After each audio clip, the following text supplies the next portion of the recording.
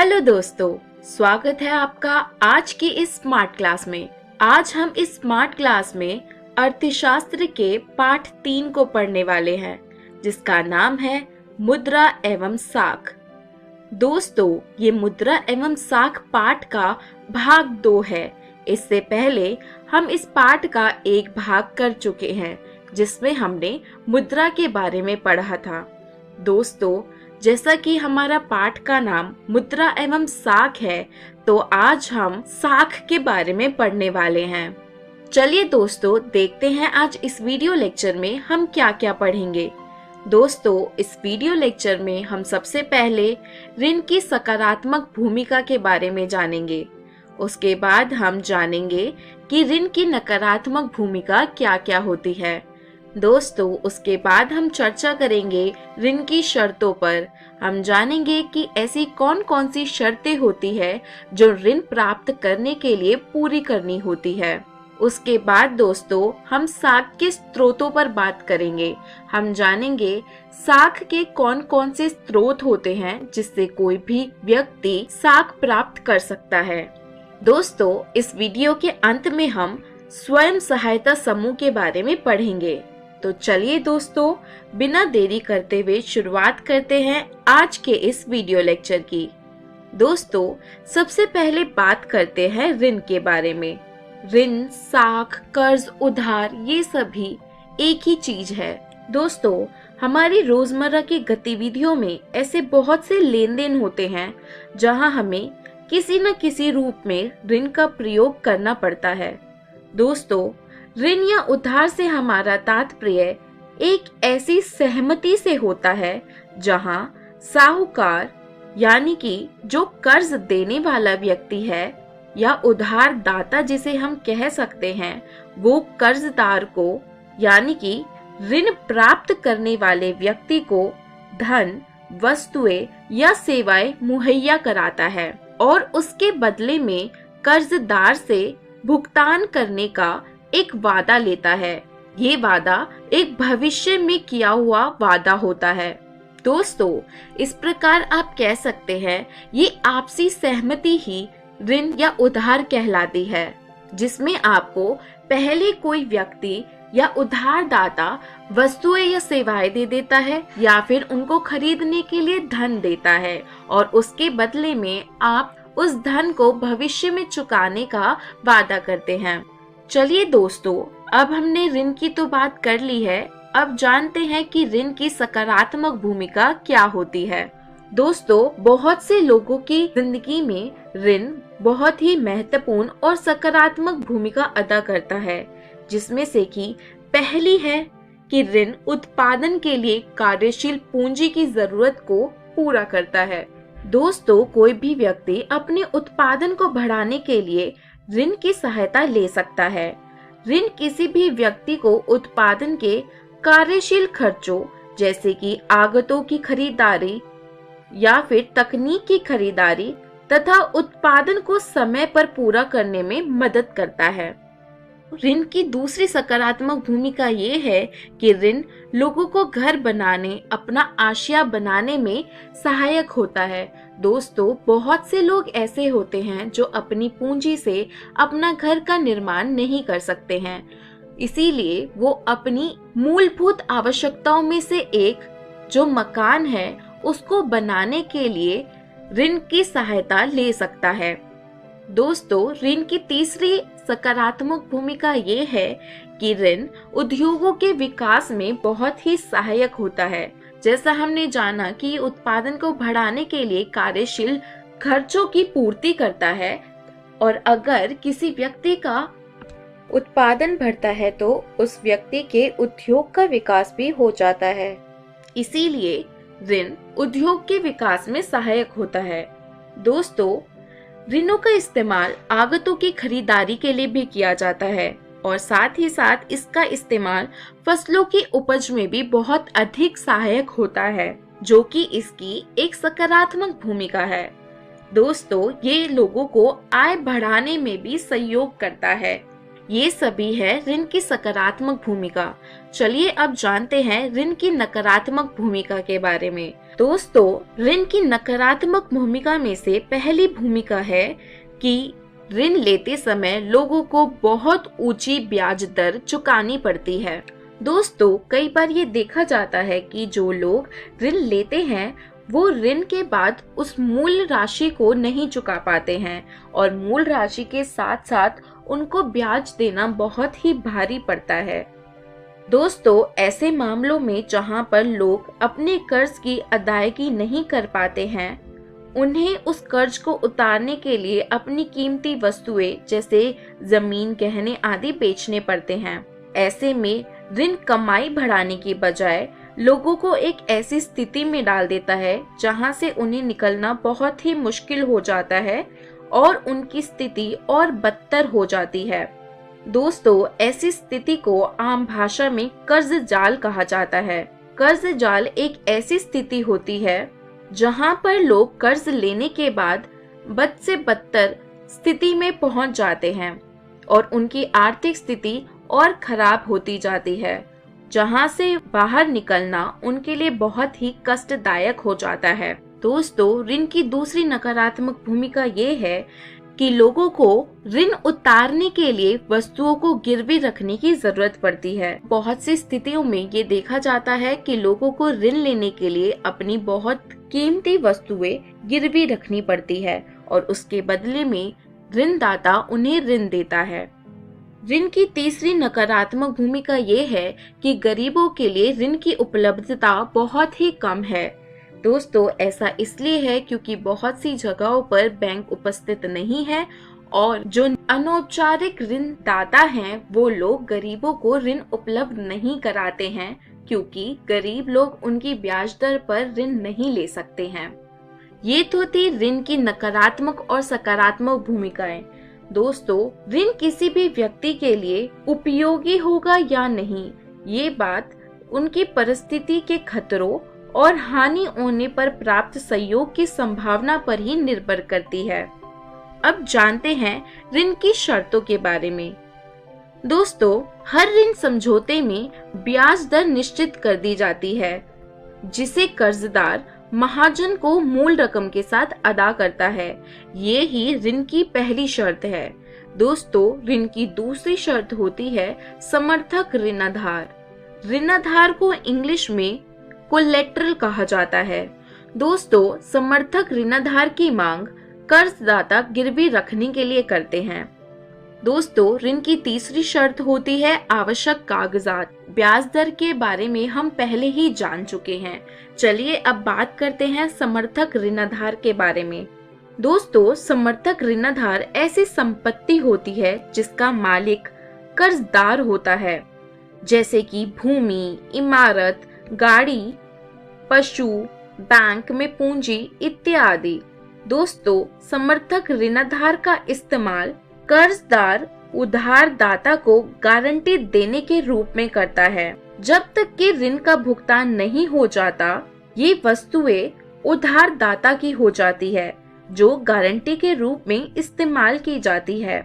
यदि कर्जदार उधार वापस नहीं कर पाता है तो उधारदाता को भुगतान प्राप्ति के लिए यानी कि अपनी उधार दी गई राशि को प्राप्त करने के लिए इस संपत्ति या समर्थक ऋणाधार बेचने का पूरा अधिकार होता है।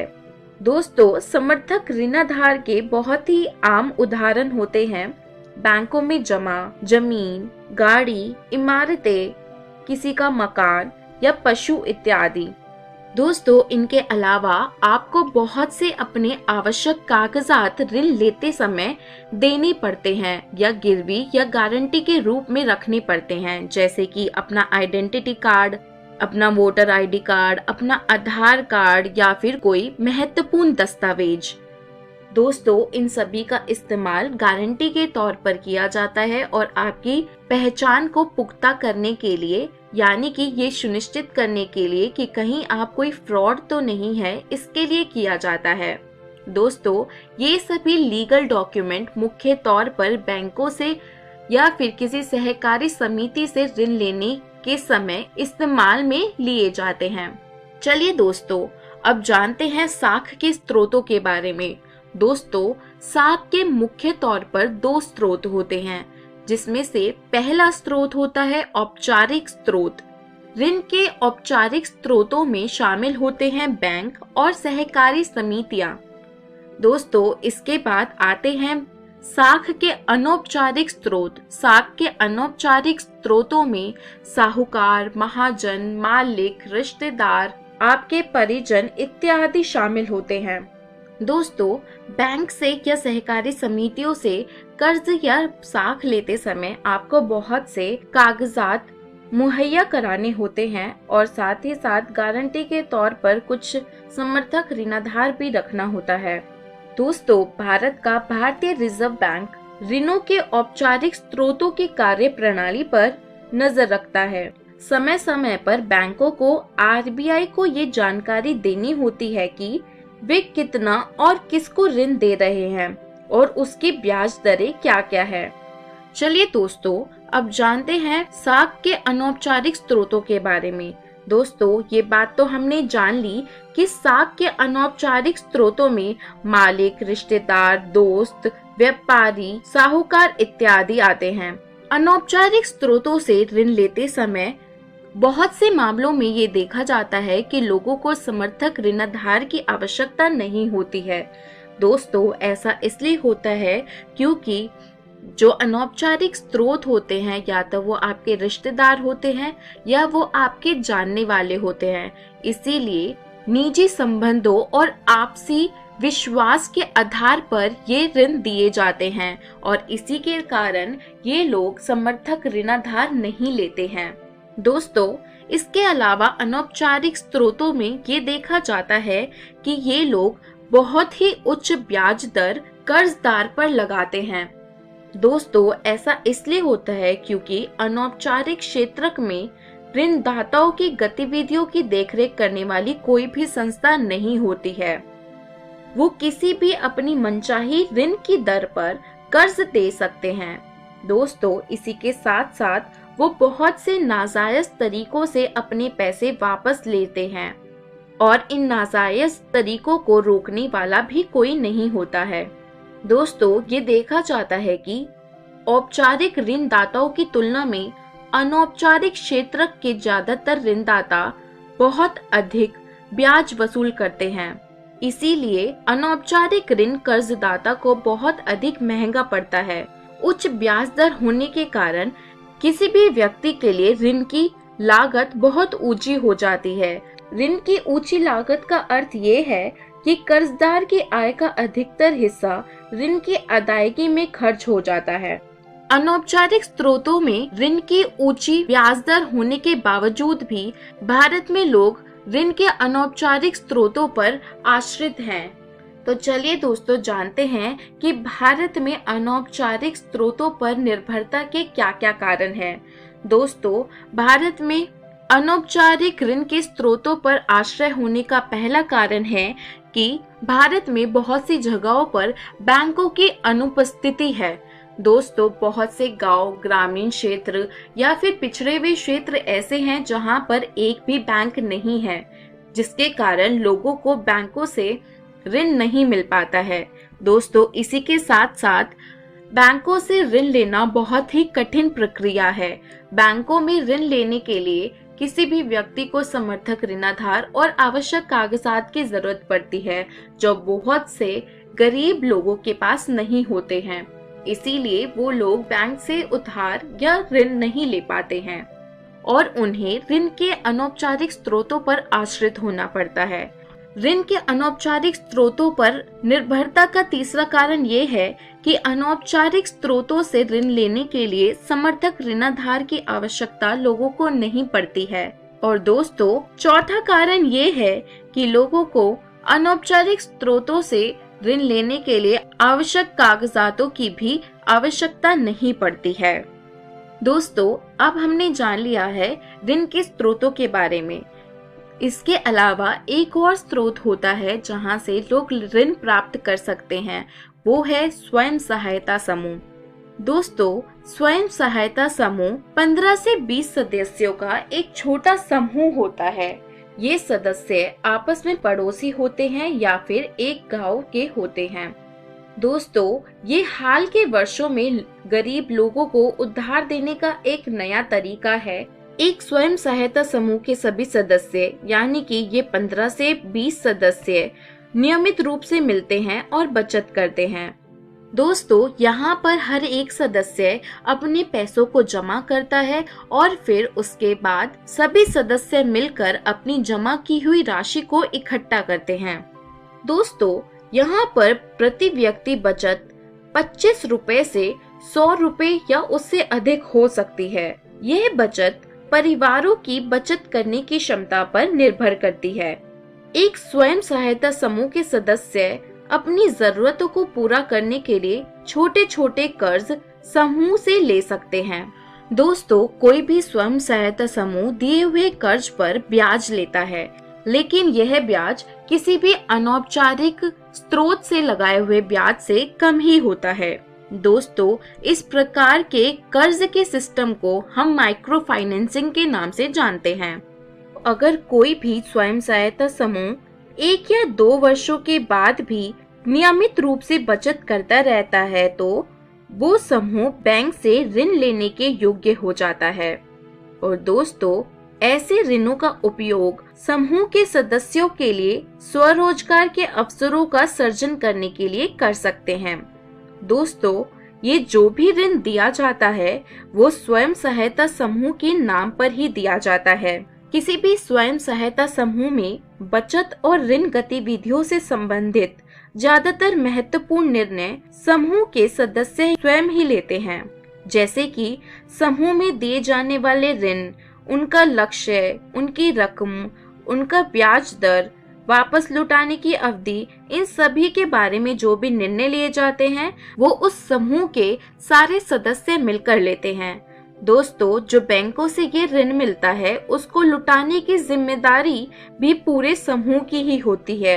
अगर कोई सदस्य ऋण वापस नहीं लौटाता है तो उस समूह के अन्य सदस्य इस मामले को बहुत ही गंभीरता से लेते हैं। दोस्तों, इस तरह स्वयं सहायता समूह कर्जदारों को ऋणाधार की कमी की समस्या से उबारने में मदद करता है। दोस्तों, आज का ये वीडियो लेक्चर यहीं पे समाप्त होता है। तो चलिए हम जानते हैं कि आज के वीडियो लेक्चर में हमने क्या क्या सीखा। दोस्तों, सबसे पहले हमने बात करी ऋण की सकारात्मक भूमिका के बारे में, जिसमें हमने जाना कि ऋण से एक व्यक्ति का क्या क्या फायदा होता है। उसके बाद हमने ऋण की नकारात्मक भूमिका के बारे में चर्चा की। हमने जाना कि ऋण कैसे किसी भी व्यक्ति की जिंदगी में एक नकारात्मक भूमिका निभा सकता है और किसी व्यक्ति को कर्ज जाल में डाल सकता है। दोस्तों, उसके बाद हमने ऋण की शर्तों के बारे में पढ़ा। हमने जाना कि मुख्य तौर पर ऋण की 3 शर्तें होती है, जिसमें से पहली शर्त होती है ब्याज दर, दूसरी शर्त होती है समर्थक ऋणाधार और तीसरी शर्त होती है आवश्यक कागजातों की पूर्ति करना। दोस्तों, उसके बाद हमने ऋण के स्रोतों के बारे में जाना, जिसमें हमने चर्चा की ऋण के औपचारिक और अनौपचारिक स्रोतों के बारे में। दोस्तों, उसके बाद हमने जाना कि स्वयं सहायता समूह क्या होते हैं और किस प्रकार ये ऋण की दिक्कतों को उभारने का एक नया उपाय है। दोस्तों, इसी के साथ हमारा आज का ये वीडियो लेक्चर समाप्त होता है। दोस्तों, अगली वीडियो में हम इस पार्ट के प्रैक्टिस क्वेश्चंस को पढ़ेंगे। मैं आशा करती हूँ आपको ये वीडियो लेक्चर बहुत अच्छे से समझ आया होगा। इस वीडियो लेक्चर को और अच्छे से पढ़ने और समझने के लिए अपनी एनसीईआरटी की बुक से इस पार्ट को जरूर पढ़ें और बहुत से प्रश्नों का अभ्यास करें, ताकि आप अगले वीडियो लेक्चर में सभी प्रश्नों का उत्तर दे सकें। दोस्तों, आज मैं आपसे विदा लेती हूँ और मेरी आपसे मुलाकात होगी अगले वीडियो लेक्चर में। अगले वीडियो लेक्चर तक के लिए